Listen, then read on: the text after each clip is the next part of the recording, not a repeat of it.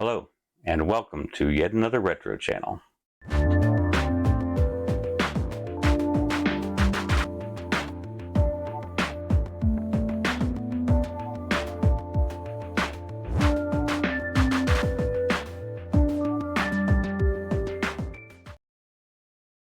little housekeeping to get out of the way first. Folks, I have mentioned on any number of occasions how much I enjoy interacting with you guys, and that is absolutely true and remains true and will remain true. To that end, I have decided to set up a couple of additional ways that we can interact with each other. I once said that I didn't think Discord was particularly useful, and I'm eating my words there. I've been active on a couple of other, well, a few other Discord servers. Noel's Retro Labs Discord server, More Fun Making It, Lee's server, and the Coco Discord server. And I have found interaction with the people on those servers to be fun and entertaining and very informational and very helpful. So I have bitten the bullet and I have created a Discord server for yet another retro channel. The invitation link for that is going to be in the description below. I have also taken the liberty of setting up a Facebook group for yet another retro channel as another way that we can interact with each other. So the link for that will also be in the description, along with all the links that you usually see. So next thing is we're taking a look at today. We're going to have basically, for the most part, a nice soldering session. I've got some things that I want to build up, and we're going to do that today and test them out at the end. What we have is 3 PCBs that I got, that I was given by my good friends at PCBWay. PCBWay is my favorite manufacturer of prototype PCBs. They also do other things such as 3D printing, CNC machining. I believe they do injection molding. But if you have any needs of any products, anything that might help you with your projects, PCBWay is the way to go. So go over and take a look at their page. These 3 products are from PCBWay's shared projects page. Someone has designed them and released them as open source. You can go to PCBWay and just select the board that you want and punch in a few characteristics in your order, and within a very short time the boards will be printed for you and shipped to you. At this time, their going rate for 10 PCBs up to 100 by 100 millimeter, you get 10 of them for $5, plus of course the cost of shipping. The more you order in a particular order, the cheaper the shipping is per board, obviously. So what we have here today are 3 cartridges that are destined for my Atari 800, the computer that I called my Holy Grail, one of my Holy Grails. I showed it on a video a while back. We have 2 cartridges, an 8 by 8K cartridge, which means that I can load 8 8K program images onto an EEPROM and select between them. I have a 4 by 16 for slightly larger cartridge images. And then we have the Super Salt Diagnostics cartridge. This is going to allow me to do diagnostics on the machines. All 3 of these are built with very simple parts. I'm using sockets. You don't have to use sockets. You could solder directly into the board, but I don't recommend that. Sockets, these 2 require a couple of dip switches so you can select between the images on the ROM. These 2 also require some resistors as, I believe, pull downs. I haven't looked in detail at these schematics. They're either pull ups or pull downs. I believe they're pull downs. And then, of course, an EEPROM, or in my case, EEPROMs. I'm using erasable, electrically erasable, programmable read-only memories, EEPROMs. The 4x16 and the Super Salt take a 74LS00. which is a quad positive AND gate. And then there's a 100 nanofarad capacitor on each one. So that's all there is to these, and we're just going to go ahead and build them up. I'm not going to talk too much during the soldering process. I'll give you some nice music underlaying it, and you can simply watch me do some soldering. It'll be very relaxing for you. So here we go.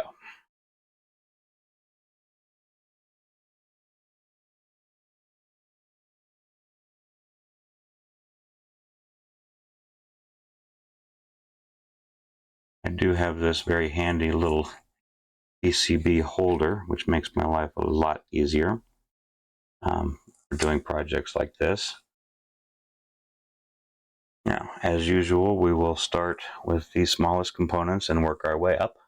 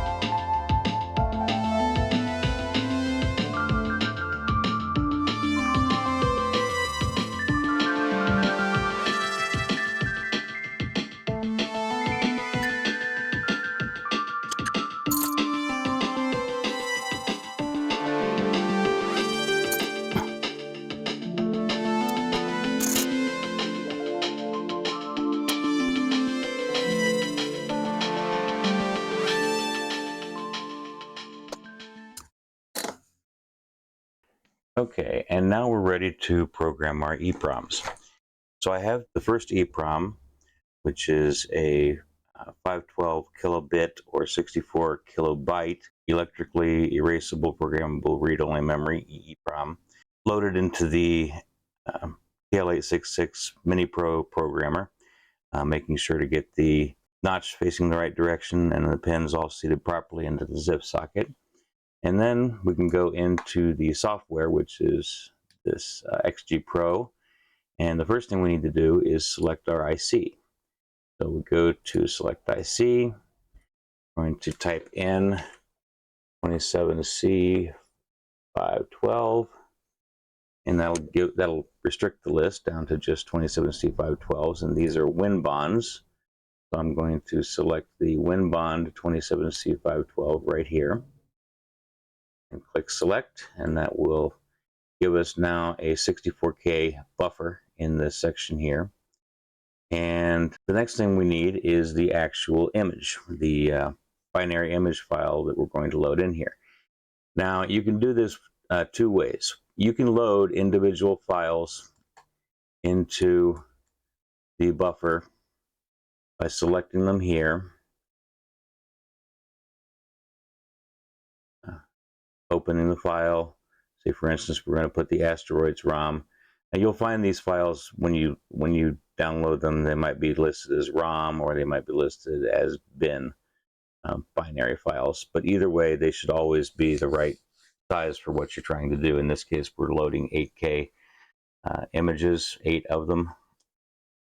So you select asteroids, and then you would want to, for the first one, you can just leave everything as it is and click OK. And that will load the asteroids image into the first 8K of the buffer. And the buffer, as you can see, I can scroll down here. Where is the end? Get close. EF. So it loaded into the first 8K of the buffer, which ends at hex 2000 or ends at hex 1FFF. And then the next section of the buffer, the 2000, is empty and ready for something to be loaded into it. Now, to do that, to load subsequent files into upper parts of the image, you go back to the load, you pick your next image, and then what you need to do, you need to do two things. You need to tell the software where you want the image to start loading. In this case, we wanted to start loading at 2000 hex. And the second thing you need to do to make sure that you don't erase the first image that you loaded is disable the clear buffer. When I click OK, you'll see that now starting at 2000, we have the next image. And that'll go down to 3FFF. And we're ready to load the next image starting at 4000. And you just repeat that process for the rest of your images. Now, the second thing you can do if you want to maybe make your life a little easier is you can use a program like this. This is HXD, and it is a hex editor and disk editor, actually. But what you would do to use this is you would open, and in this case, I'll go ahead and open all 8 of the files I want to put in to the ROM. Click open, and they will open up as individual tabs. And now I want to, what I want to do is for each one of them, or start with the first one that you want to load. Go down to the bottom and place your cursor. And then go to the second, so centipede. And I'm going to do Control A for select all, Control C for copy. And I'm going to come back here to the asteroids, and I'm going to Control V to paste it in. Now that, as you can see, added the centipede ROM image to the bottom after starting at 2000. It added it, So then again, your cursor will be placed at the end of the ROM image after you paste in Control-V. And to make sure we know we've already done it, we'll get rid of centipede, come over to Frogger, Control-A, Control-C, back to asteroids, Control-V, Frogger, and close. Galaxian, Control-A, Control-C, back to asteroids, Control-V, close Galaxian. Gorf, Control-A, Control-C, back to asteroids, Control-V, and just repeat this process until you get them all added to the bottom of the asteroids ROM.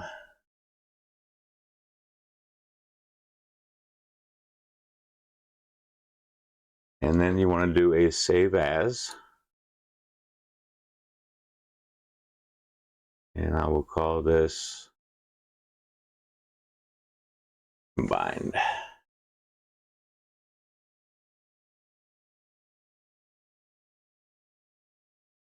Save. And now, if we go to that directory, we should see a file called combined, and it is 64K, so that is the right length. Now we go into the XGPro software, and we can load the entire image by loading the combined file. And we don't need to worry about our buffer offset or our clear. Those are fine the way they are. Click OK, and we now have an image, a 64K image that's full of the ROMs that we want to load. Once we have everything loaded into the XGPro software, we need to do two things. We first need to blank check our EEPROM. I believe in this case we're going to find that it is not blank. Yep, blank check failed. So what we need to do is erase. And it's just a quick process here. Just click erase and boom, our EEPROM is now erased. I'm going to do it again just to be on the safe side. And then what we need to do is blank check it again just to be sure. And this time it is blank. So we can program our image onto the EEPROM. And this will just take a little longer than what we've just done. Writing is a little slower than reading.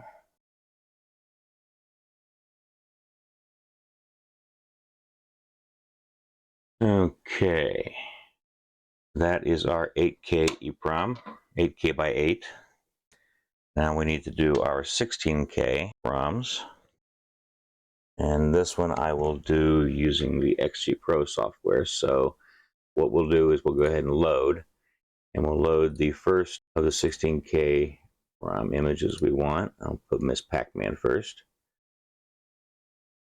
And we will leave the buffer offset blank because we want it at the very beginning. And we're going to leave clear buffer with default on, so it'll clear the rest of the buffer. And we'll load the second. And we'll put, let's say, stargate second. And here's where you need to adjust your buffer. Now, in the case of 8K ROMs, you're going to do it at every 2000 hex. So 2000, 4000, 6000, 8000, A1000, C1000, and E1000. In the case of the 16K, you're going to do it at every 4000 boundaries. So our second image will start at 4000 hex. And we have to remember to turn off, clear the buffer. Click OK. Then our third image will be, let's say, minor 2049er. And that will be at 8000 hex. And again, turn off, clear the buffer. It won't save that for you. You have to do it each time. And finally, we will load Star Wars.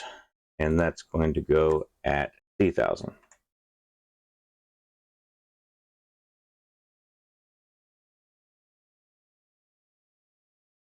And now you'll see, if you look through here, you'll see the entire buffer is filled. So again, with the 16K ROM in the minipro programmer, we're going to do a blank check. Not blank, so we're going to erase.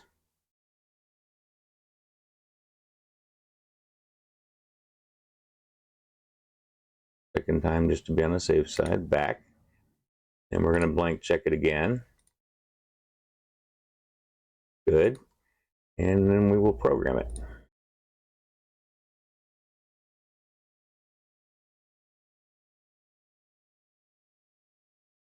And there we go. So that takes care of our 2 game ROMs. And now we just need to program up the SuperSalt diagnostic ROM. Now this one, the chip is a little different. This is a 256 kilobit or 32 kilobyte chip. In this case, it is an Atmel. We'll punch in our, this is a, I believe, a 28C256 by Atmel. So it's that chip. Select. Do a quick blank check to make sure we get the right chip. It'll do a pin detect and identify whether it's the correct Atmel chip. Pin detect passed, but it's not blank, so we'll go back and go ahead and erase it.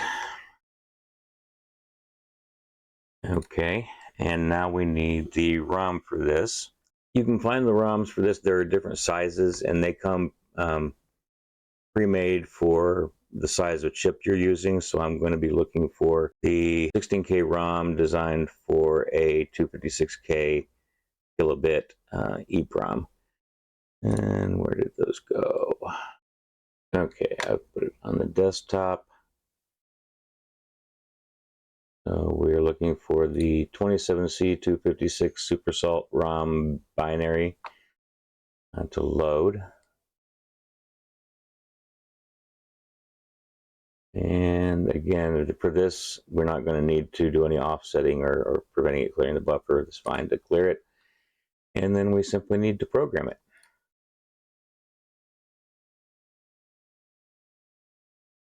All right, that is the 3 ROMs programmed.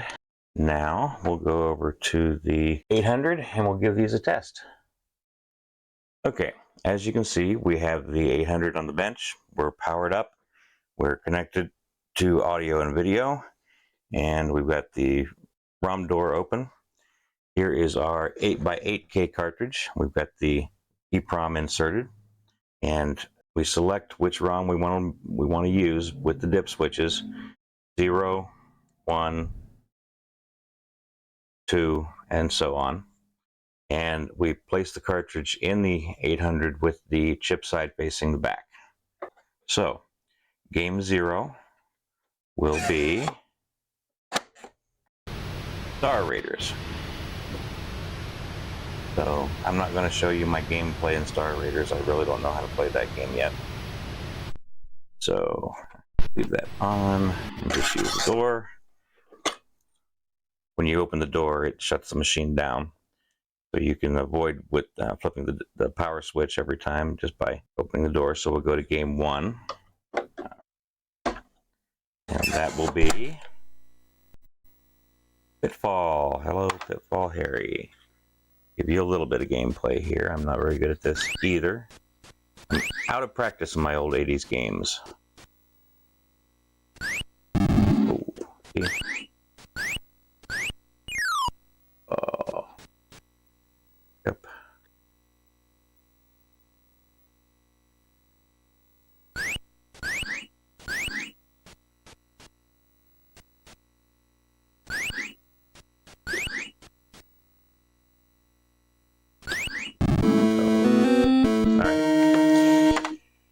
So, game 3, which is 2 in binary on the dip switches.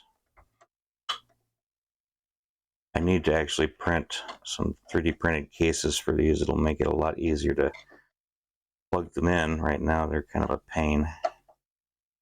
to get lined up. Game 3 is Pac-Man.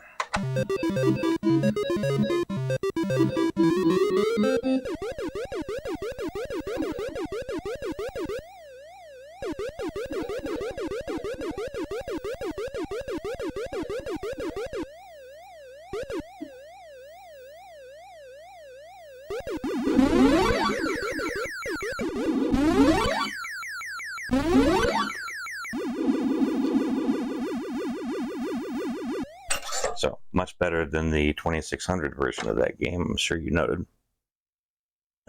Game 4.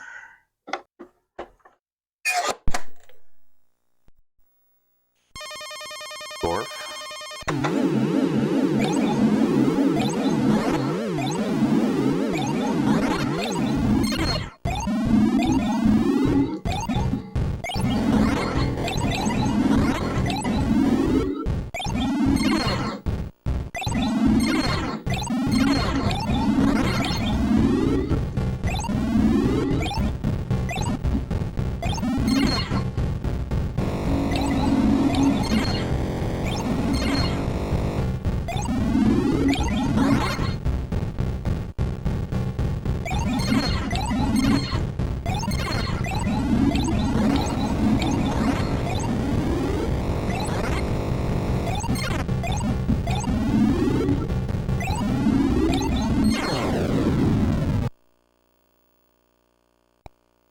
Okay, here's gorf.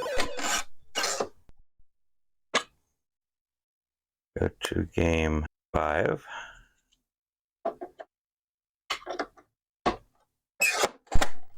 Which is Galaxian.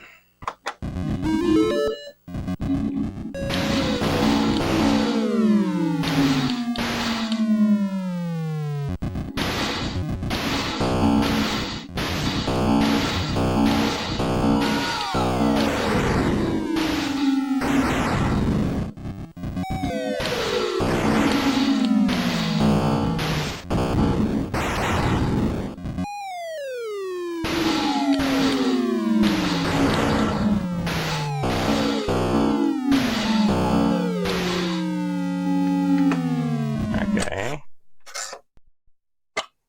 Game 6.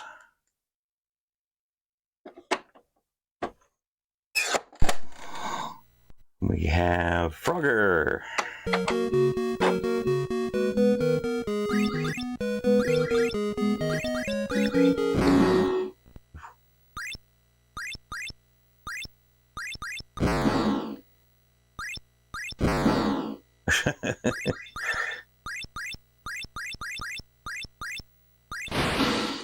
Oof. Okay, there's Frogger. And game 7.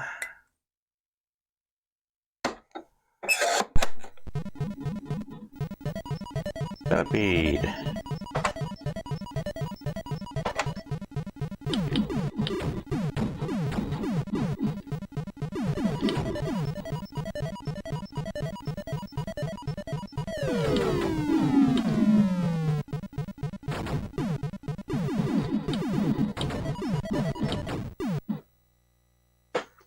Centipede. And the final game on the 8K cartridge is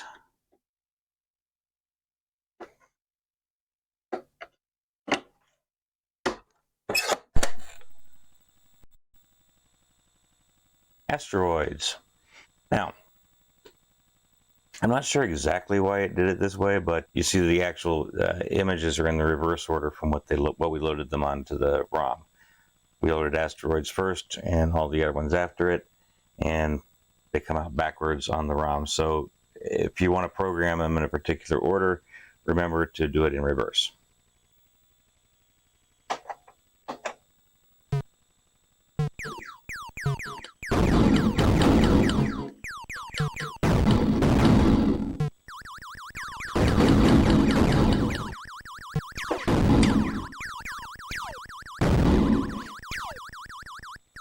So that's asteroids. Now we can get the 16K. The only difference here is going to be that we've only got 2 dip switches because we've only got 4 possible games. Get it slotted into the socket. Start with game 0. And for 16K games, we have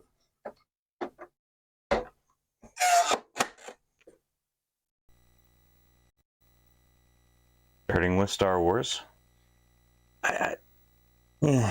It's not the best version of the Star Wars arcade game I've ever seen. It doesn't completely suck, but it's kind of hard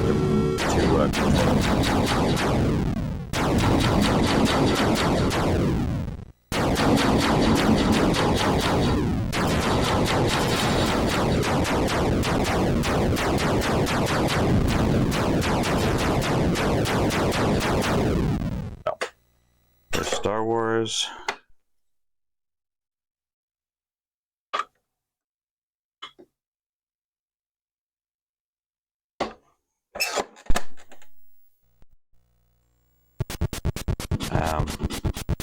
That's a minor 2049er.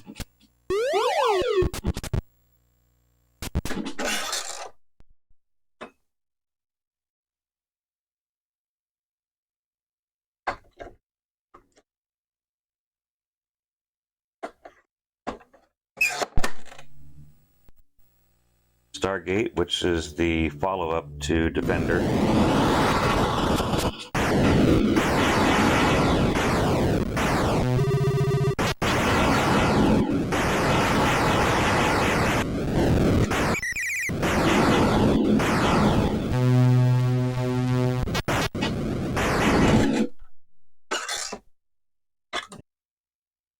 And our last game, ms.pacman.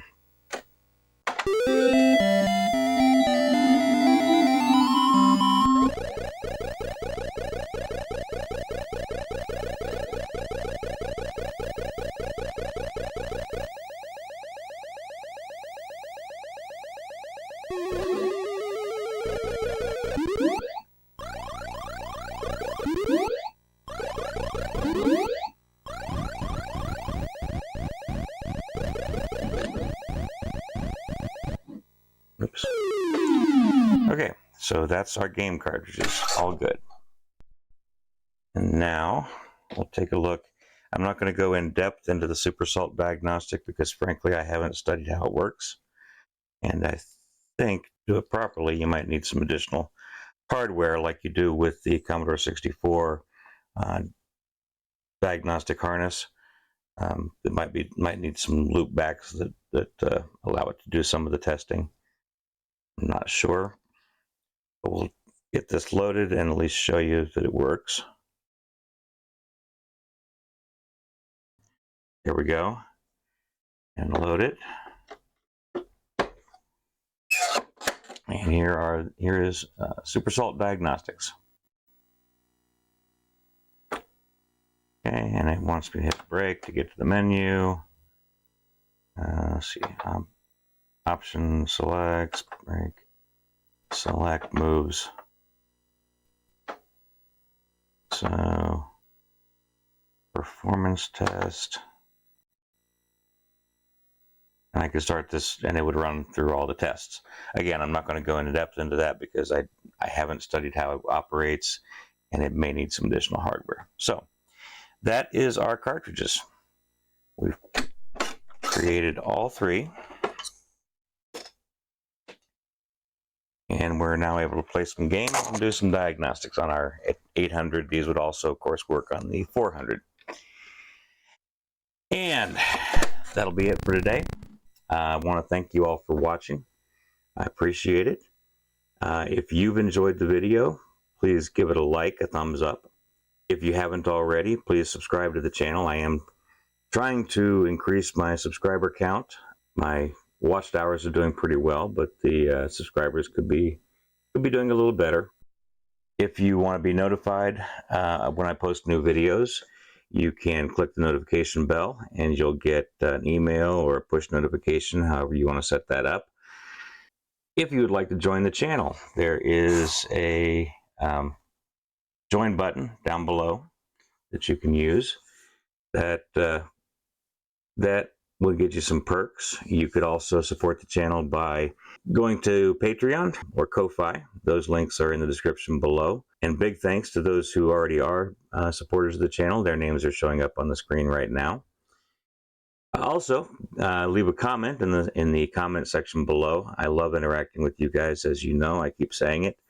And I have even opened up those additional means of communicating with me, the Discord server and the Facebook group. And those links are in the description area below as well. And I think that will do it for today. So, everybody have a great week. Stay healthy, stay safe, and we'll see you in the next one. Until then, bye.